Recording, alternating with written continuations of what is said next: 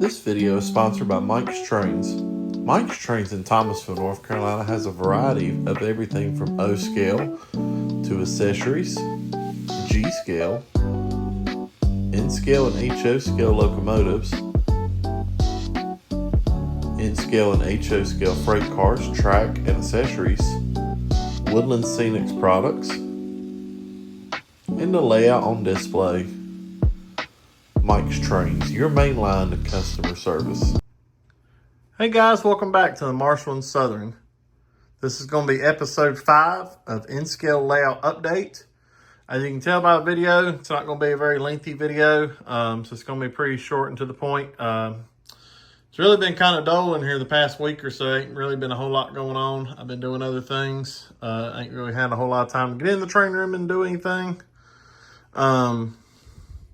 You can, if you've probably seen already, the last video that was uploaded was the Virginia trip this past weekend. I took with some friends to go rail fanning, went to Roanoke, Virginia and surrounding areas to do some train watching. So check that out if you haven't already. But yeah, we're going to get right to it. And so right here is the first thing we're going to take a look at is this foldable table that I put in. I got from Amazon. And I got some little cheap LEDs. I think these come from Lowe's or something. They were on the last slide. I had them under the layout. And I really need to get a bar LED, one that like just a long bar that stretches across. So that way it'll be a little bit brighter. But yeah, it just bolts right up to the wall. And it's got these clips. You gotta do both of these. And so it folds up and it's put away. And then when I need it, it just folds right out. So it's not like an extremely sturdy table, so I don't know how exactly how much weight it'll hold. But for no more than I'll be doing on like freight car repairs or something to do with a locomotive or just anything, where I need to set something on the table and work. Thought about putting a piece of track in the back and maybe making like a program track or something. I don't know. But yeah, I've been needing a little table in here, and I just don't have a lot of room with the layout in here now. So I come across this on Amazon. It was like, I think it was like $30 or something. I'm like, that would be perfect. And it did. I mean, it looks good and it fit really good. The only interesting thing I didn't think about this till after I put up is when I put the fascia panels in, I'll probably have to go kind of slim with this one. I don't really know. I'm not sure. And yeah, because I thought about just going like down here with the fascia panels, but then it'll still be blocking the table when you're working on something. So I'm not really too sure what I'm going to do there. So I'll put something here, but it might just be like a small piece of fascia that goes the width of the table, and then it'll even back out the normal size. But yeah, so I don't know. We'll cross that bridge when we come to it. May end up moving the table or something. But for right now, this is where it's at, and it's hidden and out of the way. I'm still a little bit away from putting fascia on here yet. I've got a couple other things I want to do before I start mounting that up. The other new thing is, if you remember in the last episode, I talked about ripping the static grass up in this area and reapplying it. And so show you guys the difference. So right here on this side of the fence, right here close to the railroad track, this is the static grass from the first attempt. You can see it don't look too bad. I'm wanting the field appeal to it, so it's obviously going to be taller. But some of that's in clumps. So I don't know if I don't know if I'm going to peel that area up or not. Thinking about I might just leave it. And then on this side of the driveway is the new static grass. If I get the camera to focus, I think it looks a whole lot better. Right there in that area.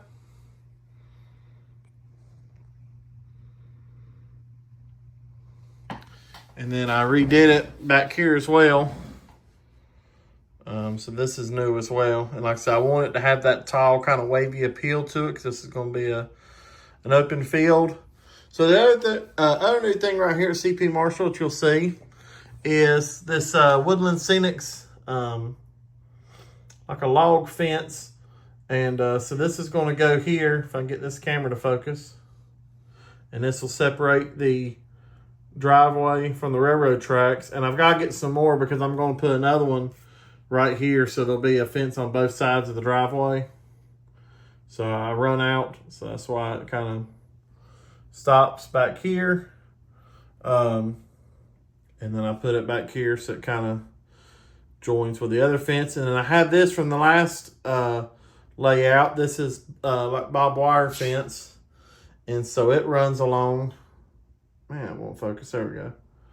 And so it runs along through here. As you can tell, I even got a deer jumping over the fence there. But yeah, so it goes that length right there. So that just kind of separates. This is going to be like the pasture. So I thought about putting like some horses or something right here in the pasture. So yeah, I got to get some more of that fence to do it this way. And then to have it connect from here to here.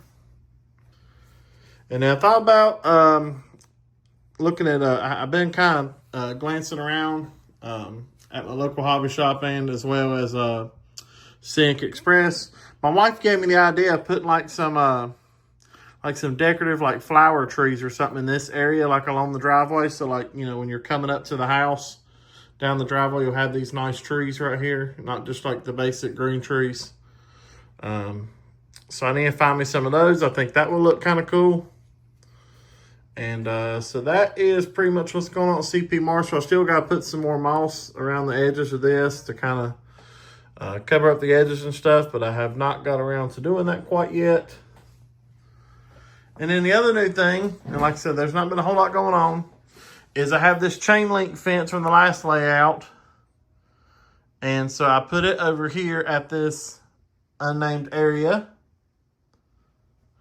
And so this is the entrance to this industry here. And then it's also back here just to kind of separate from the wood line.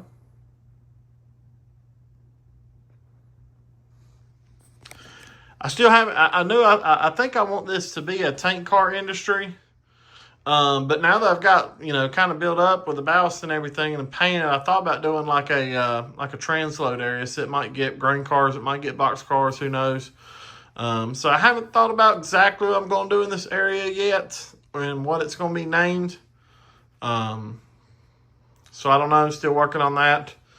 And that's pretty much about it. Town area, hadn't got any attention yet. And then, oh, I did get this sign. I posted that in the Facebook group. So this is the area of Abbott's. And this is from Line Side Details.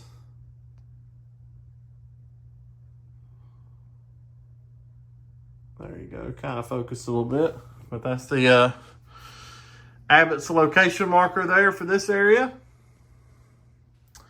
And yeah, that's pretty much it, guys, that I got right now. Like I said, this ain't been a whole lot going on, but I did want to touch base with you guys and show you the few little things that I have done and just get on here and give you a video.